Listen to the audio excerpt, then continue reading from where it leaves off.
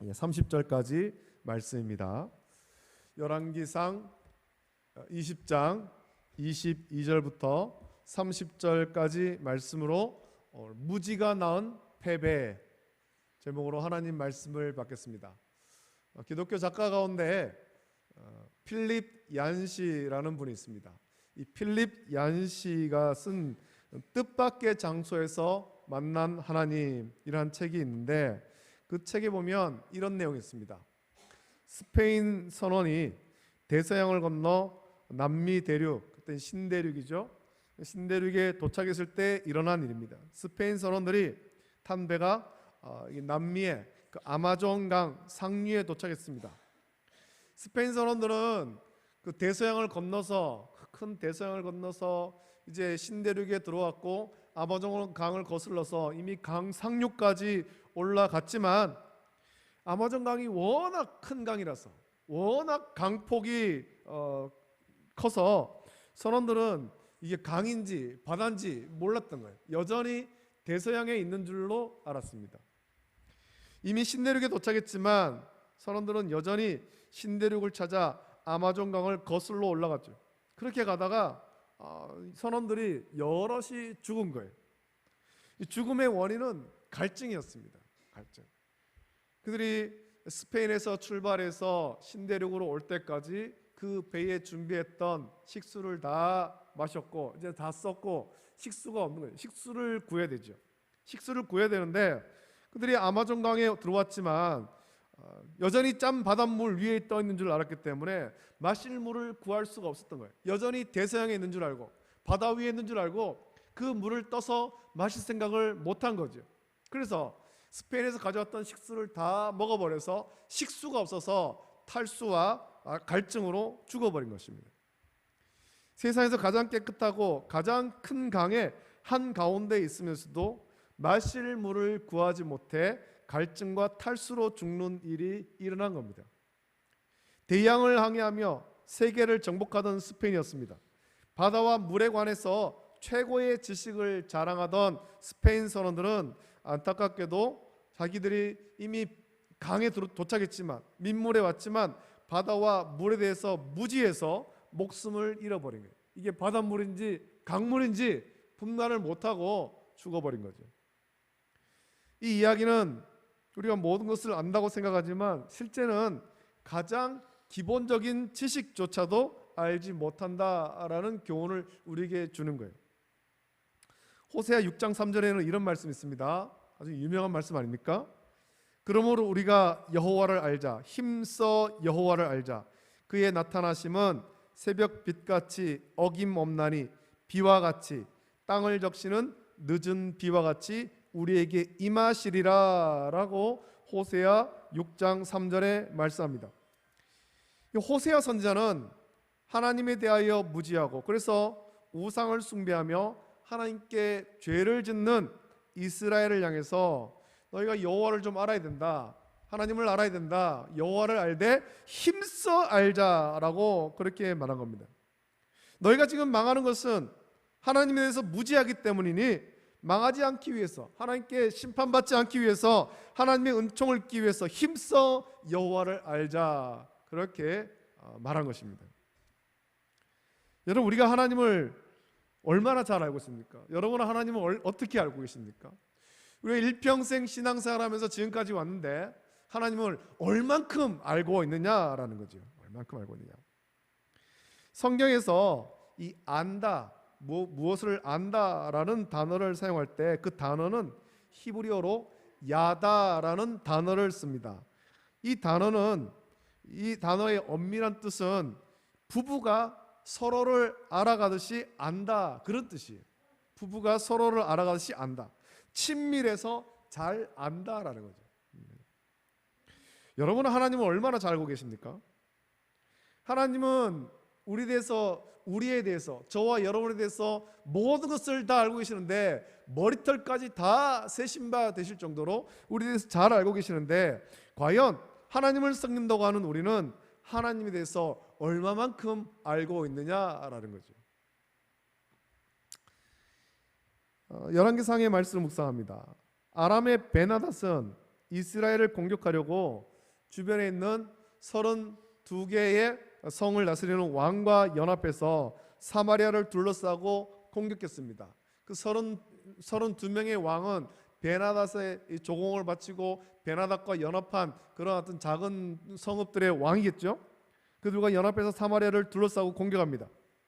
자기의 군대가 크고 강하기 때문에 베나닷은 이스라엘쯤은 아무것도 아니다, 사마리아쯤은 금방 정복할 수 있다, 그렇게 생각했습니다. 그런데 우리가 지난주에 이 말씀을 묵상했습니다만, 하나님께서 이스라엘을 위해서 한 선지자를 보내어 말씀하시기를 하나님께서 아합과 이스라엘을 구원하시고 여호와가 하나님인 줄을 알게 하겠다라고 말씀하셨죠. 그리고 그 말씀대로 각 지방 고관의 청년들 230명을 통해서 하나님께서는 큰 구원을 일으킨 거예요. 베나닷이 수많은 그런 군사들을 이끌고 왔지만 하나님께서 세운 230명의 그런 청년들을 통해서 그들을 격파한 거죠. 아람의 군대가 패하고 죽임을 당했으며 베나닷은 말을 타고 그의 마병들과 함께 겨우 도망친 겁니다. 하나님께서 이스라엘을 베나닷의 공격에서 구원하였습니다. 이 승리는 230명의 청년들이 이룬 것이 아니라 하나님께서 이스라엘에게 구원을 주신 것입니다. 하나님이 하나님 되심을 알게 하려고 이스라엘을 구원하신 거예요. 자, 그런데 오늘 말씀 보니까 전쟁에서 패하고 도망갔던 베나닷이 다시 쳐들어오죠. 하나님께서는 선지자를 통해서 베나닷의 계획을 아합에게 알려주셨습니다. 그 말씀대로 23절 이후를 보니까 베나닷은 다시 이스라엘을 쳐들어옵니다. 베나닷과 그의 신하들은 그렇게 생각하는 거죠. 그때 우리가 좀 준비가 좀 덜 됐던 것 같다. 이스라엘 신은 산의 신이고, 그래서 우리가 산에서 싸워서 우리가 졌다, 우리가 다른 전략으로 우리가 평지에 가서 싸우자, 그러면 이스라엘 신이 그들을 돕지 못한다, 우리가 이길 거다, 그렇게 생각합니다. 베나닷의 신하들은 이전 전쟁에서 패한 원인이 지형 때문이다, 그렇게 생각한 거죠. 지형 때문이다. 산지에서 싸웠기 때문에 그들이 패했다라는 겁니다. 23절에 신하들이 그렇게 말합니다. 아람 왕의 신하들이 왕께 아뢰되 그들의 신은 산의 신이므로 그들이 우리보다 강하였거니와 우리가 만일 평지에서 그들과 싸우면 반드시 그들보다 강하리라, 그렇게 말합니다. 베나닷의 신하들은 이스라엘의 신이 있는데 그 신은 산의 신이라는 거죠. 산의 신.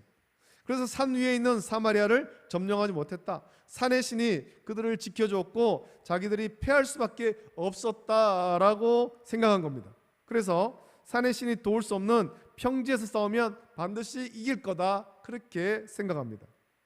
그 말을 듣고 베나닷이 군대를 모으고 정비해서 다시 싸우러 나왔습니다. 이번에 이스라엘도 베나닷과 싸우기 위해서 군대를 소집하죠. 1년 뒤면 다시 쳐들어온다, 그렇게 얘기를 했기 때문에 군대를 정비하고 모집해서 훈련했고 이제 싸우러 나갔습니다. 근데 그러나 이스라엘의 아합이 아무리 군대를 모은들 베나닷의 군대와는 비교가 안 되는 거죠. 그 군대의 규모가 얼마나 차이 나는지 27절에 말씀하기를 이스라엘 자손도 소집되어 군량을 받고 마주 나가서 그들 앞에 진영을 치니 이스라엘 자손은 두 무리의 적은 염소떼와 같고 아람 사람은 그 땅에 가득하였더라라고 말씀합니다. 지금 우크라이나하고 러시아하고 전쟁 중에 있습니다. 이제 러시아에서는 이거를 전쟁이라고 말하지 않고 특수 군사 작전 그렇게 표현을 합니다만, 지난 2월 달부터 시작되어서 지금까지 전쟁을 오면서 분명 러시아가 더 강하기 때문에 러시아가 이길 거다라고 생각했습니다. 며칠 안 됐어, 한 달 정도 지나면은 이길 거다 생각했지만 전쟁은 끝나지 않았고 오히려 지금 상황에서는 우크라이나가 러시아를 밀어내고 있는 그런 상황이죠. 이런 상황이 되다 보니까 러시아에서 어떤 일이 했는가, 오늘 뉴스를 보니까 러시아의 푸틴 대통령이 예비군 30만 명 동원령을 내렸다, 이런 얘기가 나온 거예요. 우리가 군사가 적어서, 병력이 적어서 졌다, 병력을 더 모아야 되겠다, 똑같은 일을 하고 있죠. 지금 이 베나닷이 그 일을 하는 겁니다. 우리가 병력이 적었어, 우리가 그때 산에서 싸워서 그랬어, 병력을 더 모으고 군사를 더 모으고 평지에 나가 싸우자, 그러면 우리가 반드시 이길 거야 라는 거예요.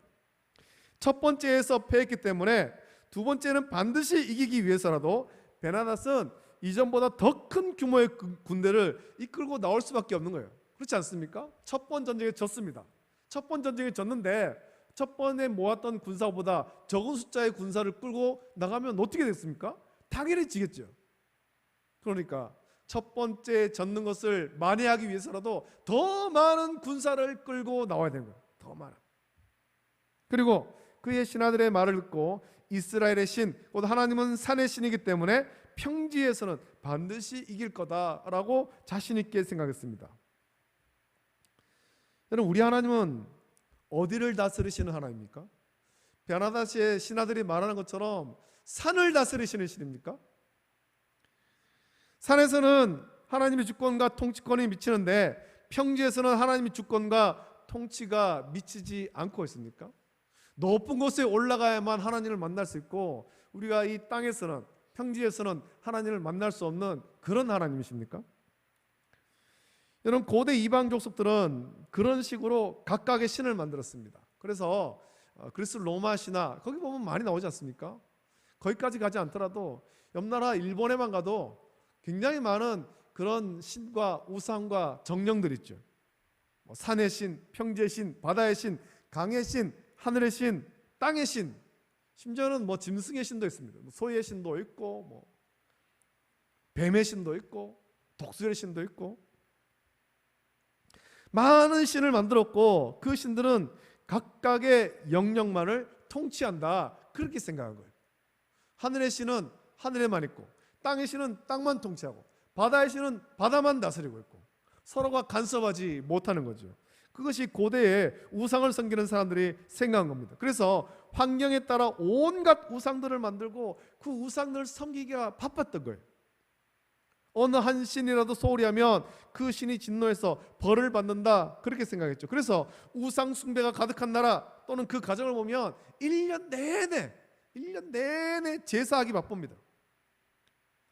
우리나라도 그동안 이 제사 때문에 겪는 어려움이 참 많지 않았습니까? 해마다 명절이면 예수님 믿지 않는 가정에서는 제사 때 쓸 음식을 만드느라 여인들이 참 고생을 많이 했습니다. 명절에도 제사가 있고 또 명절뿐만 아니라 기일에도 제사가 있죠. 이걸 소홀히 하면 가정에 큰 불행이 닥친다, 그렇게 생각한 거예요. 그래서 제사 때문에 생긴 폐단이 우리나라에 굉장히 많습니다. 갈수록 제사상은 상다리가 휘도록 그렇게 차려진 거예요. 이런 폐단이 얼마나 심각했던지 제사는 원래 간소하게 하는 것이다 라는 주장이 그 조선의 이황 자손이 종가로 있는 안동에서, 그리고 유교의 본산에 있는 성경관에서 그렇게 가르칠 정도로 나온 거예요. 제사상은 원래 그렇게 상다리가 휘도록 차리는 건 아니다, 아주 간소하게. 사실 그런 것도 필요 없죠. 그거는 죽은 신이기 때문에 거기 바칠 필요가 없는데 그렇게 한단 말입니다. 여러분, 이런 우상 숭배가 생긴 것은 하나님을 알지 못하기 때문에 생긴 폐단입니다. 하나님이 어떤 분인지, 하나님이 우리를 어떻게 다스리는지를 알지 못하기 때문에 온갖 우상들을 만들고 그 우상들을 섬기느라 정말 등골이 휘는 거예요. 우리 하나님은 베나닷과 그의 신하들이 생각하는 것처럼 산에서만 통치하시는 하나님이 아닙니다. 산의 신이 아니에요. 우리 하나님의 주권과 통치는 온 우주 만물, 하나님이 창조하신 모든 세계에 똑같이 미치는 거죠. 온 우주 만물, 모든 세계가 하나님의 주권과 통치 아래에 있고 세상의 역사 또한 하나님 주권 아래에 있으며 하나님의 선하신 뜻대로 지금도 이루어지고 있는 거예요. 하나님은 지금도 우리 세상 역사와 우리 인생을 다 주관하고 다스리시는 거죠.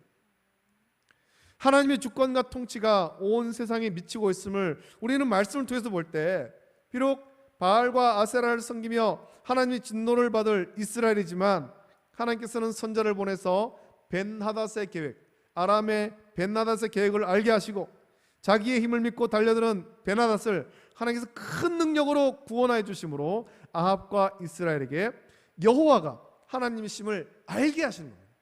하나님이 저들이 말하는 것처럼 산에서만 있는 신이 아니라 온 세상 모든 만물을 통치하신 하나님, 전능하신 창조자 하나님, 유일하신 하나님이심을 알게 하시는 거예요. 여러분, 우리 하나님은 온 우주 만물의 창조자시고 저와 여러분의 창조자십니다.